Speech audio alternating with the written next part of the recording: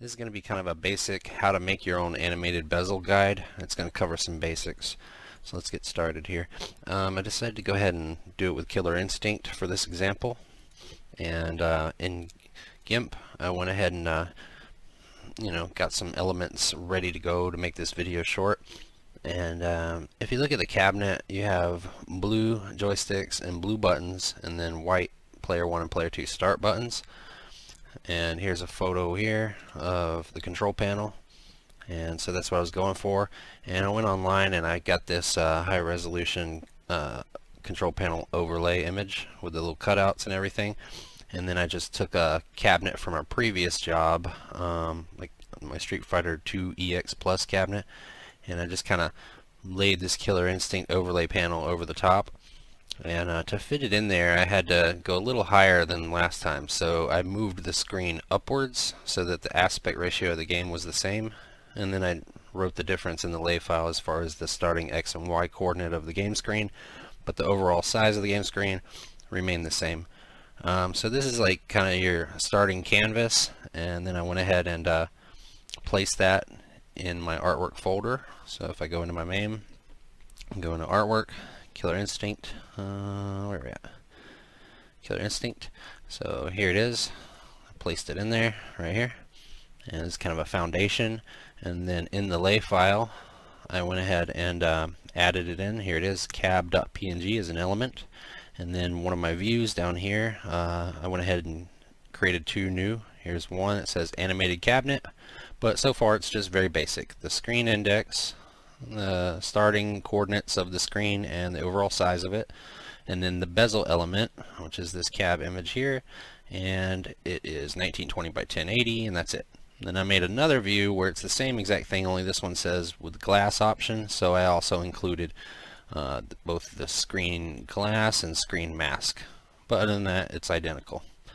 And then everything down below is just stuff that I had before already for Killer Instinct artwork. Okay, so that gives you an idea of what I've started here just to save time. Okay, so if I was to run Killer Instinct right now, let's see what we have.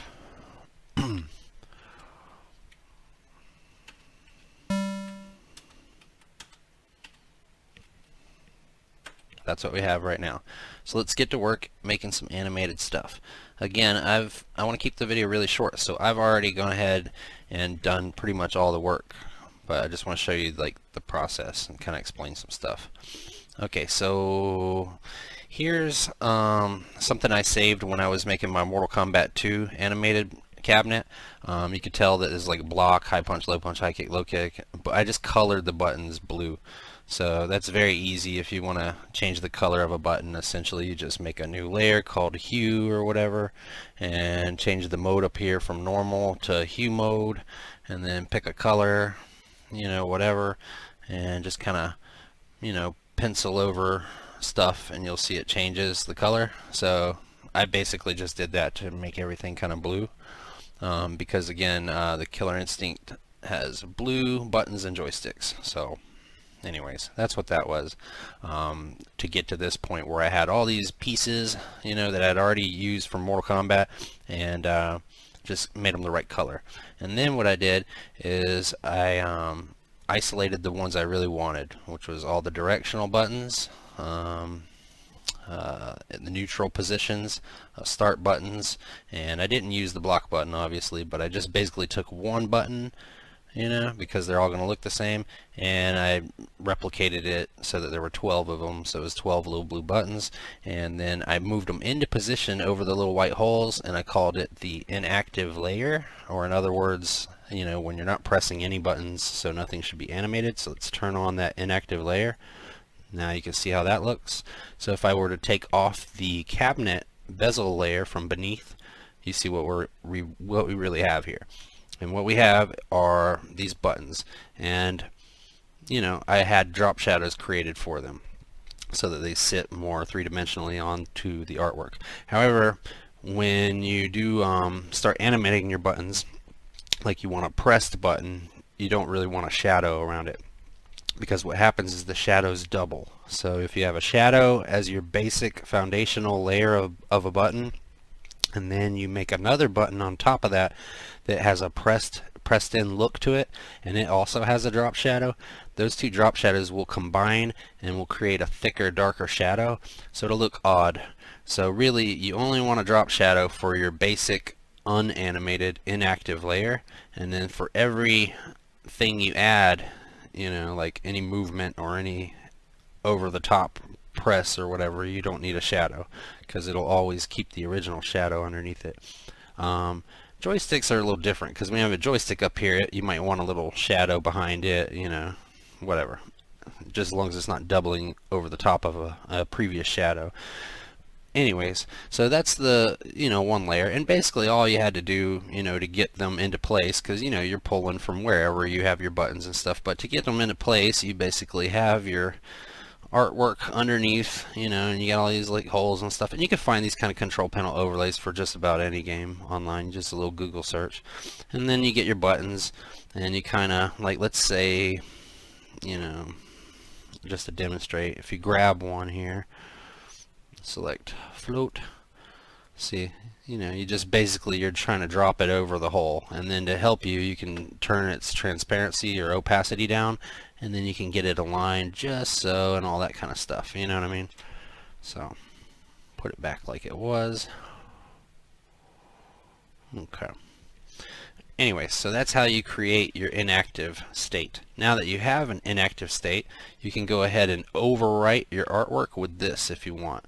So what I like to do is just go like with these two on, these bottom two, both of them on, I like to go right click, edit, copy visible instead of copy, because if it copy, it would just copy the layer I'm on, which is just the buttons, but I go copy visible so it gets everything that it can see, both layers that are active. And then I go edit, paste as new image. That way I save my previous stuff and I'm not really fooling around merging these layers together, you know, and I make a copy. Alright, just in case anything ever went wrong and you know, wish they weren't merged together over there. Now you have a merged copy that you can use to replace that art in the Killer Instinct artwork folder. So you'll go File, Export As, and let's find recently used Killer Instinct. Here it is. You'll see the directory is my MAME, my artwork folder, the Killer Instinct artwork folder, and here's cab, the old one that doesn't have any buttons on it that we just saw earlier when we ran Killer Instinct in MAME. And we're going to overwrite that with the one that now has buttons for the inactive unanimated state. So we'll replace. Alright, now we'll launch MAME again and we'll see what it looks like now. See, now we have buttons down there, but there's no animations. Okay, so now let's start the animation process.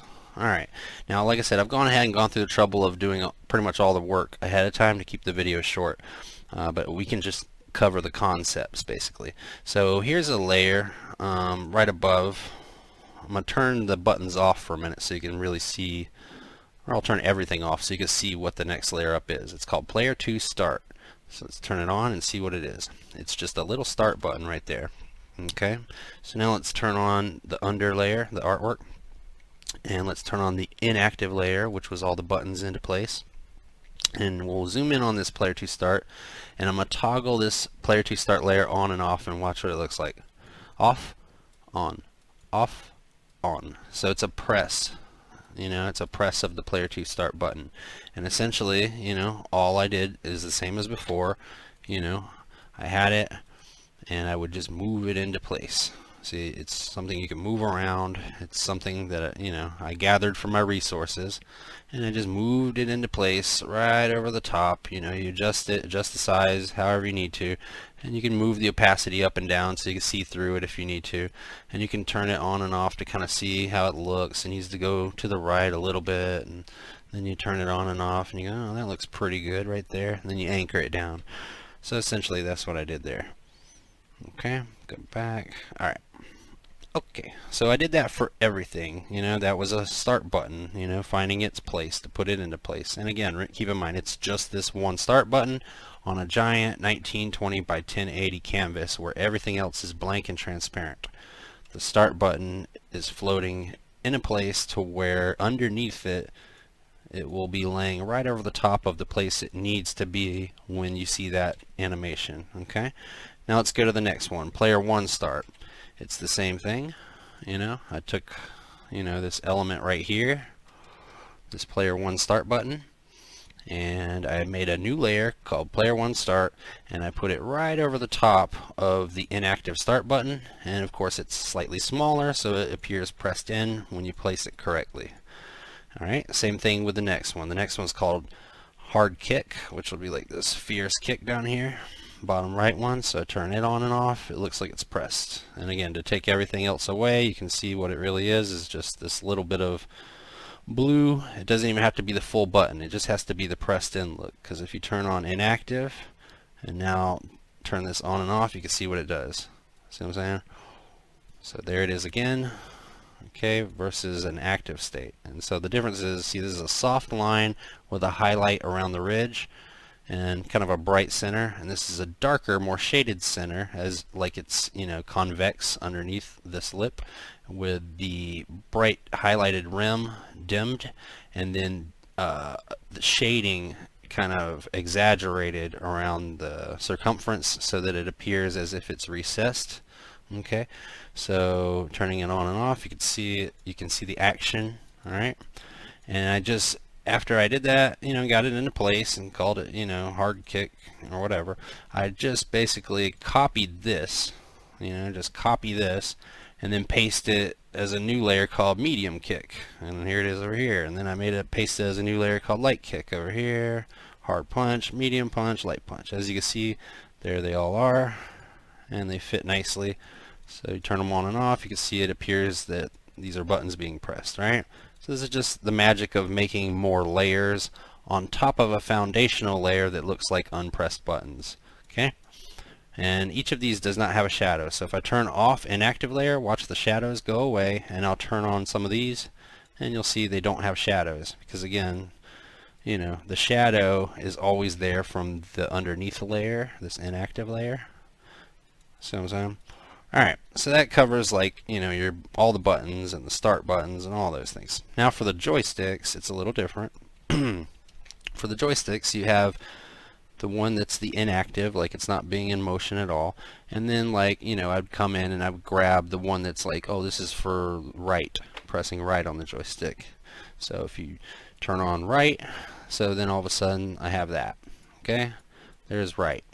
Alright, and then the same thing with left and down and up and all the diagonals. You're basically just grabbing them and you're putting them right over top of the other one. Okay, so they're all just loose to begin with, and you just put them right over the top of the default neutral one. Okay, and then the thing is if you were to just put all this into your artwork folder and add the information into the lay and then tell it how to activate them by the button press, everything would look good except for, you would have some joystick overlapping issues.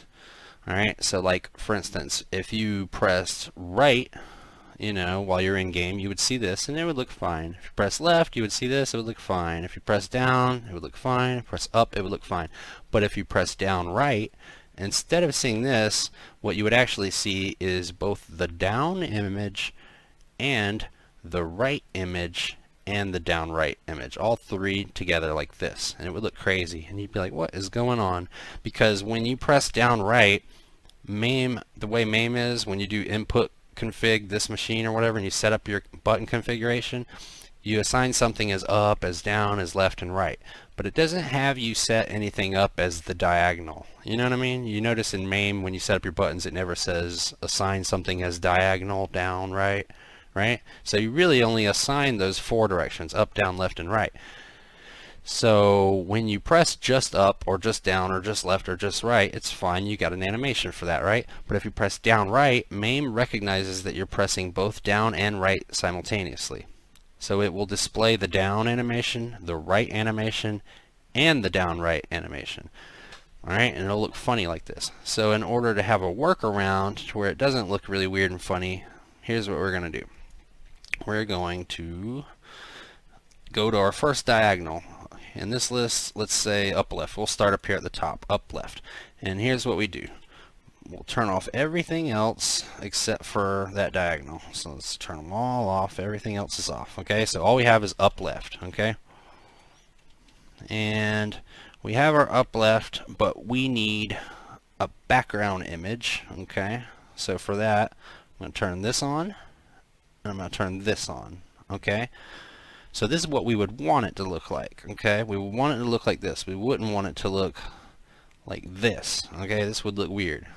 So all we have to do is, now that we have it looking the way we want, we take our select tool and we select a little box around the joystick.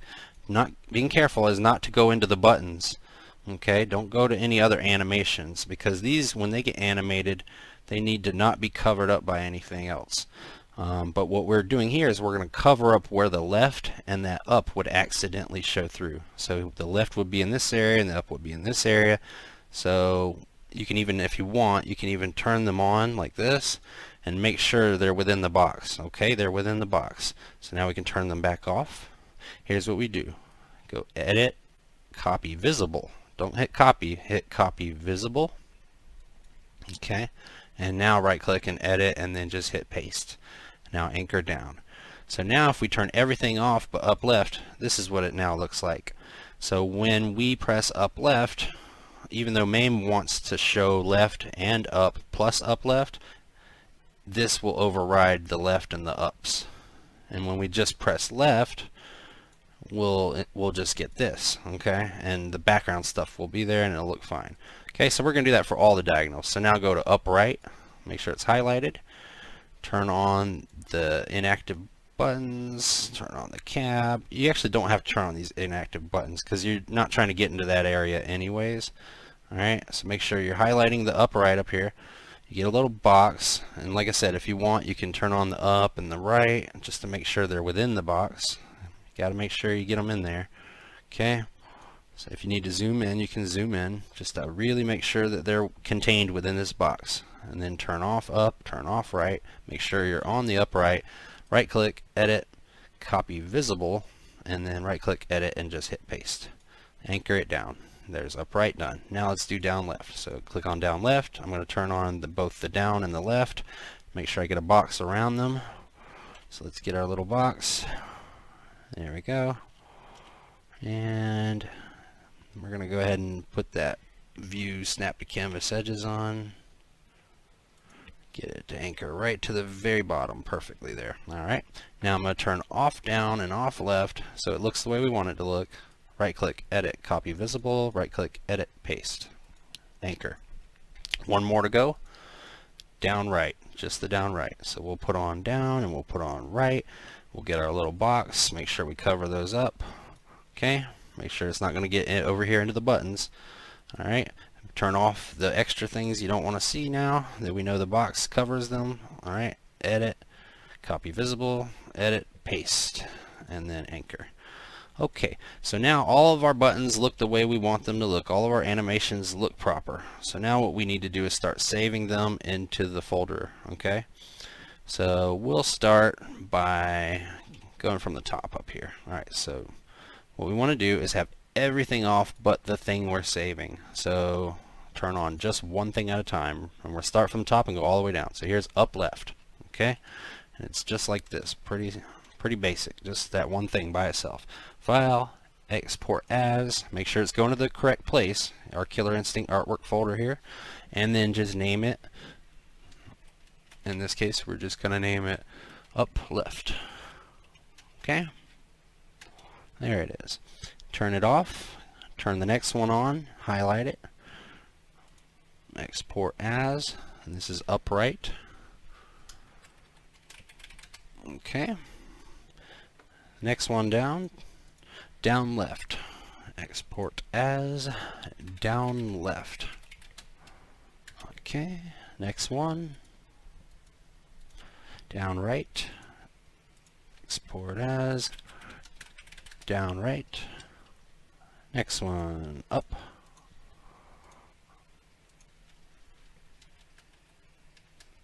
Okay, you get the idea, right?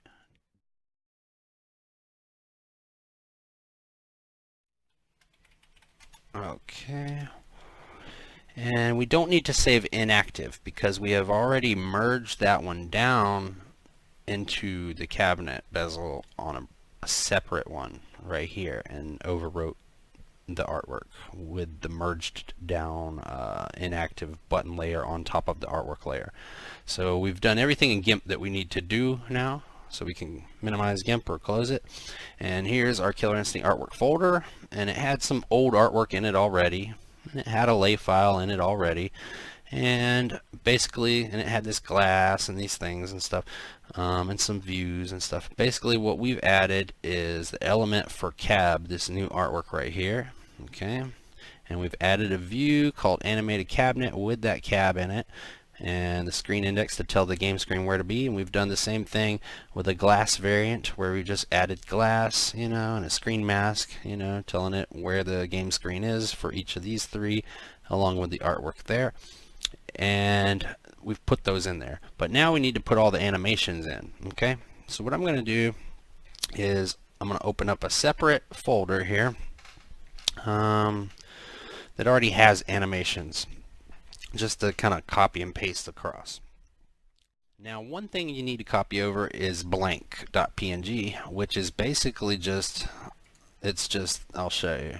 File, new, 1920 by 1080, okay. And then layer, transparency, add alpha channel, and then highlight everything and go cut. There. This is blank PNG. It's just 1920 by 1080, 100% full transparency. And it shows up black here in Windows like thumbnail view, but it's really not black. It's just like you saw here in GIMP. It's just transparent. Okay, so the reason you want a big transparent area is because now that we're going to be adding in these animations, like, you know, let's say, look, down right animation, okay, this little image. Well, the image will come on when you press down right on your controls, but when you let go of down right and you want everything to go back to normal, you need an inactive state for this particular animation. This, what we see here is its active state, but then it will have to have a resting state, an inactive state.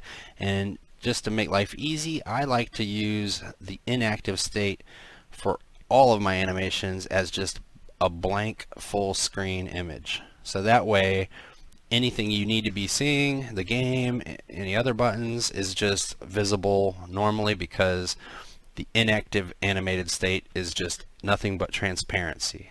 You know what I'm saying?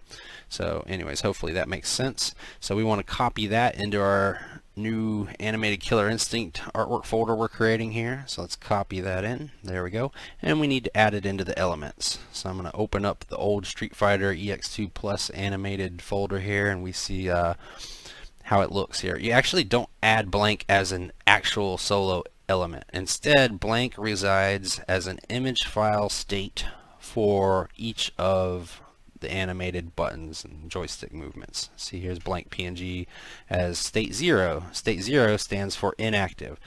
And here's, like, you know, an animated pressed light punch as active state 1 for the element called light punch. And its default state is 0, as in its default state is just nothing but transparency, so you can't see anything happening. And its active state is the little light punch you make, you know, and that's how the element's written.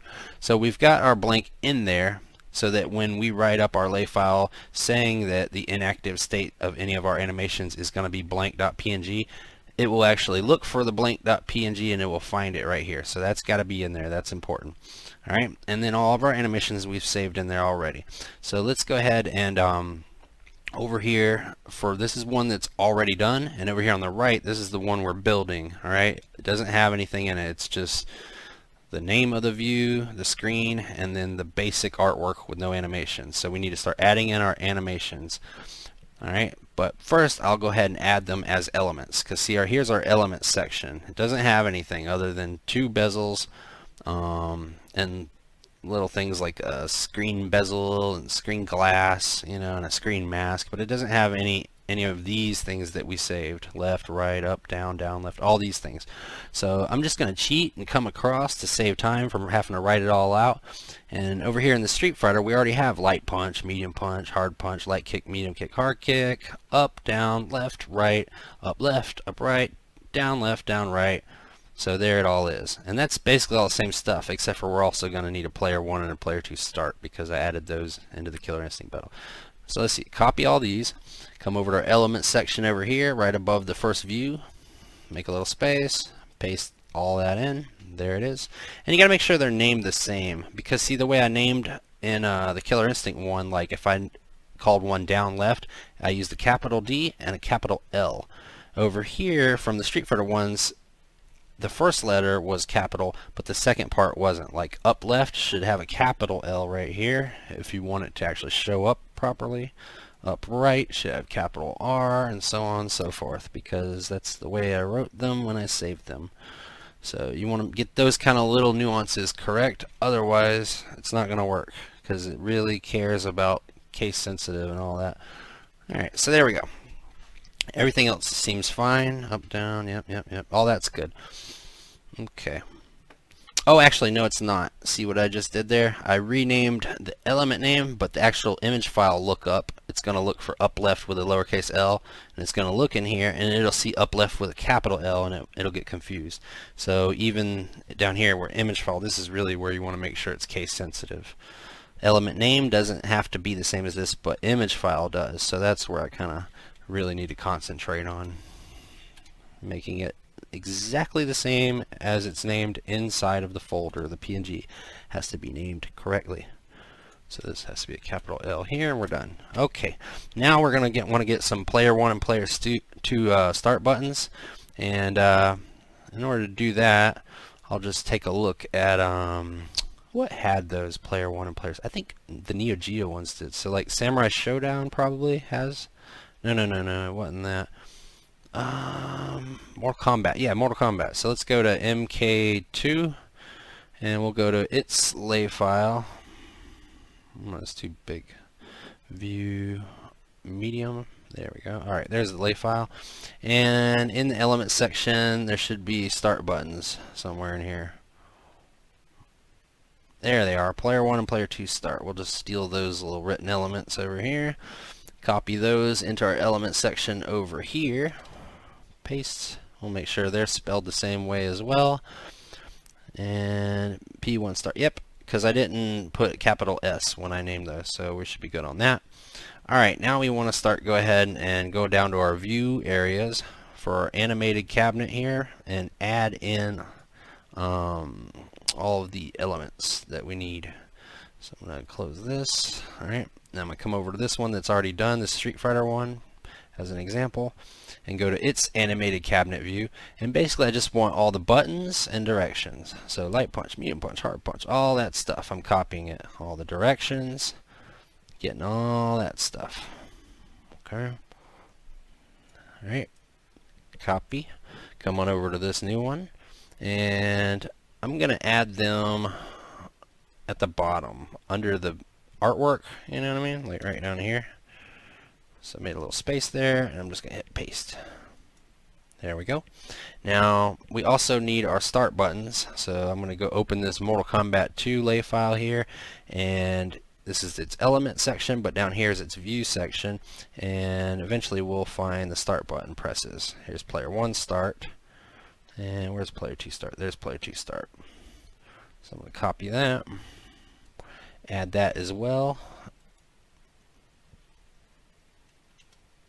Paste. Get that player 1 start. Oops, it moved on me. There we go. Copy and close this now. Paste. Alright, so now we have pretty much everything we need. The only thing we're going to have to look for is case sensitive issues like before. So I have to go back and make sure all these are capital. I wouldn't have to have done that if I would have named them differently when I saved them, or if I would rename all these so that they match. The important thing is that they match. That's all that matters. Alright, so and that was just an issue with diagonals. Alright, so they're renamed so that they match. Alright, now the lay file has pretty much what it needs, but it needs to know how to activate them. So what we can do to figure that out is in the main folder, if you go to this config folder, and we're doing Killer Instinct right now, so you come down to Killer Instinct. Okay, there it is. And you look, here's basically your button config saved, alright? And like, let's take a look at some stuff here. What do we have here? We have player 1, button 1. Essentially that would be light punch, okay? And it says port tag P1, okay? P1. Copy that. Now come over here to where our light punch is. So let's find our light punch, which is our player 1, button 1. Here it is. And input tag P1. Yep. Okay, so we don't have to change the input tag because it uses the same input tag method as the Street Fighter 2 EX Plus or whatever. Okay, they both use input tags of player 1 for their light punch button. But where it says mask equals 1, default value equals 1, over here we have 16. That's what Street Fighter used. But it needs to say 1 because this is Killer Instinct, and Killer Instinct sees that light punch as 1 being its value. Okay, so now it's come down to 2, which is medium punch. Player 1 is the port tag. Over here, medium punch, the tag is also player 1. And then the value needs to say 2 for Killer Instinct. So let's make that say 2. Come down, this is fierce punch. The value needs to say 4. There we go, change that to 4. Alright, now we're going to look for button 4. This is light kick. It still has a P1 tag, but it has a value of 8. So let's find light kick. Here it is. Now this one says P3 tag because Street Fighter changed their tag for those bottom 3 buttons to P3 for whatever reason. Let's make sure that says P1 because the Killer Instinct.config file is going to look for that light kick button as a P1 tag, and it's going to look for a value of 8 for, you know, light kick. So over here we want to change this to 8. Okay, moving on, medium kick, which is button 5, P1 tag, 16 value. So here's our medium kick. We need P1 tag, 16 value. There we go. Alright, fierce kick, button 6, P1 tag, 32 value. P1 tag, 32 value. There we go. Alright, now let's get our directions. Joystick up, P1 tag, 64 value. So here's our up. Alright, P1 tag. This needs to say 64. Okay, down, P1 tag, 128 value. P1 and 128. Alright, and then the next one down, P1, 256 for joystick left. Alright, so joystick left, P1 tag. This needs to say 256. Okay, and then the next one down, you guessed it, 512. So P1 tag, value 512. There we go. And now we need to do up left, up right, down left, down right, and P1 and P2 start. However, in the config file, the only thing I have represented here is player 1 start. I haven't assigned anything as player 2 start in order for it to reveal. Oh, yes, I have. Cool, down here.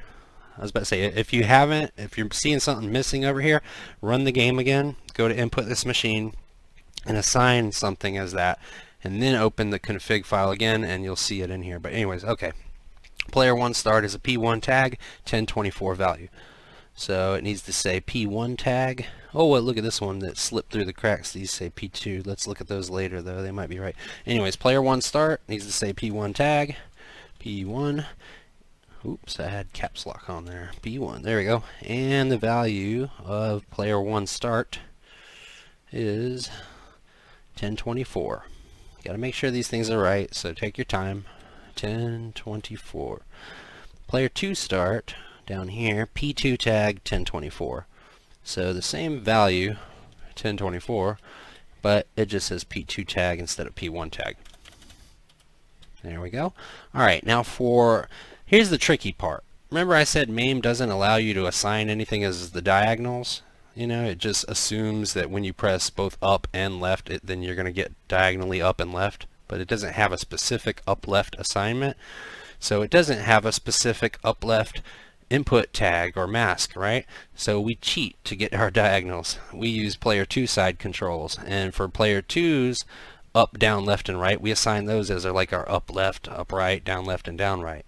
So if we come in here to player 2 joystick, like left and right and that kind of stuff, we can assign those as our diagonals. But I haven't done that yet. You can see here it just says that I've assigned it, I guess in the past, as like some you know, axis negative and positive switch, maybe like my triggers or something, or my right thumbstick or something. So for now, let's close this. We're going to want to run the game. Okay, I'm going to go ahead and save this as is. Might be glitchy because it's got these down, left, down, rights and stuff that haven't actually been corrected with the right tags and values yet. Okay, but we'll see. So we're going to run the game, and we need to assign player 2's up, down, left, and right as our diagonals. Okay, so now you can see if we press up, it's up, down is down, left is left, right is right, light punch, medium punch, hard punch, light kick, medium kick, hard kick, player 1 start, and player 2 start. There it is. Okay, but we don't have diagonals. See, it gets weird. This is what I was talking about. See how it's all crazy looking? In order to fix that, we'll go to input, this machine, come down to player 2's up, down, left, and rights, and we'll start by saying up, left. So go ahead and assign player 2 up as your up, left. So you're just basically pressing up and left. Alright, player 2 down is up, right. Player 2 left is down, left. And we'll say player 2 right is down, right. Okay, now we're going to back out of the game. And we're going to open this Killer Instinct config again. I want to refresh to make sure it knows those changes that I just made. Okay, now we're going to open this Killer Instinct again, the config file. And now it should have some new stuff in here. So now it has player 2 up, down, left, and right, so we get to find out what the tags are and what the values are. And all the tags are just P2. So for all of our diagonals, our tags are looking good. They're all P2s already, but we need to understand the values. So let's look. So our first one, P2 joystick up, which is really our up left, because you can see here it says joy code 1 D-pad up, joy code 1 D-pad left. So we know that was our up left press. So over here where we see up left, we want it to have the same value. So here's up left over here as a value of 64. So let's change this 1 to 64. Okay. Now the next one is upright, a value of 128. Here's upright, needs to say a value of 128. Next one down is 256 for the down left. So let's change this value to 256. And the final one is a 512 for down right. So let's change that value. Oops, I'm over here. Here we go. Let's change that value to 512. There we are. Now you want to actually add all of this stuff, all this work we just did to the next view too. Because all we did was put this as, if you come up, you'll see it says view name animated cabinet, and it's just a screen and just the art, and then that's the end of it, view. And then it says view name animated cabinet glass, and it's, you know, the screen, the glass, the mask, the art, and then all these cool animations. But we don't have those cool animations for our animated cabinet that doesn't have the glass. So let's come down to the bottom of it here where it says view, and we're going to copy all that hard work we just did, all of that, except for the view name where it says animated cabinet glass, because the other one has its own name, if you know what I'm saying, just called animated cabinet without the glass. So we'll copy up to that point.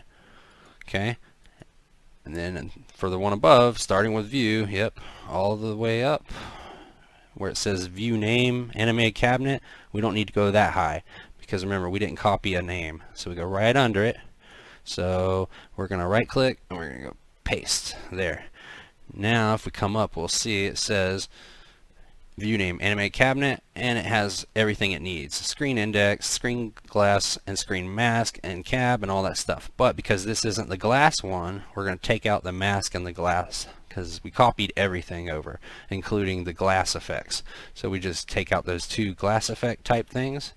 There we go. Now we have the screen index, the artwork, all the animations, and that's the normal one. And then we have the one with glass, which is the same stuff, only it also has glass and mask. Okay, now we're going to hit File, we're going to hit Save. And we're going to close this. We don't need anything open anymore. Now we're going to run our game and enjoy our animations.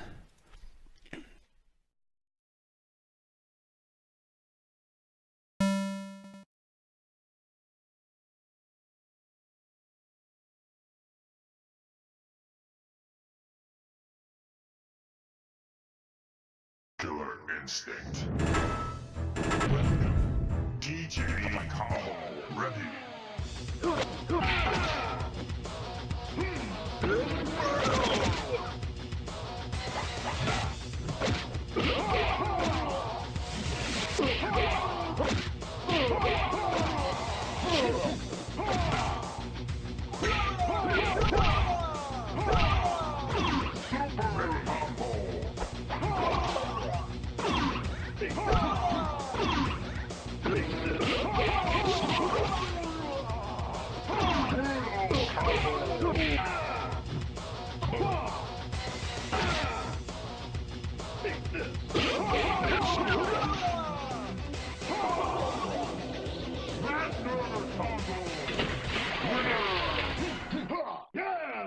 Supreme victory!